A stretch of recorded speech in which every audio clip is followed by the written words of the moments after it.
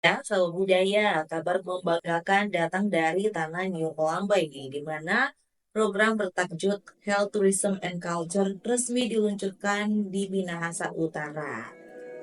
Ini adalah kolaborasi antara pemerintah Kabupaten Minahasa Utara dan Sentra Medika Hospital dan Hotel Minahasa Utara atau Hotel Minut yang diresmikan langsung oleh Gubernur Sulawesi Utara, Pak Julius Silvianus bersama dengan Bupati Minahasa Utara, Pak Joni Ganda.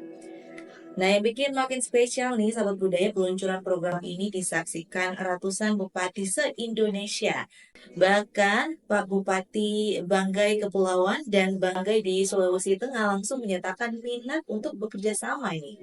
Alasannya karena posisi geografisnya dekat sekali dengan Sulawesi Utara. Dan Pak Gubernur Julius bilang kalau lokasi wisata dan fasilitas kesehatan seperti di Sentra Hotel ini sangat strategis, dekat dengan tempat wisata berkelas internasional. Dengan langit biru, laut biru, dan tanah hijau, Sulawesi Utara siap mendukung program Zero Emission dan yang patut juga orang apresiasi ini.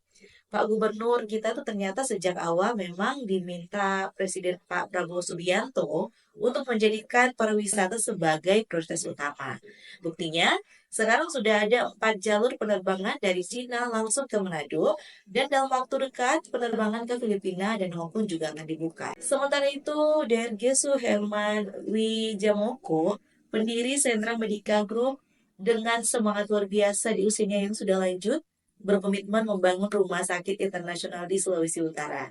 Tujuannya supaya warga Indonesia Timur nyandak perlu jauh-jauh lagi ya berobat ke luar negeri. Cukup di Sulawesi Utara saja, nyaman, profesional, dan berkualitas.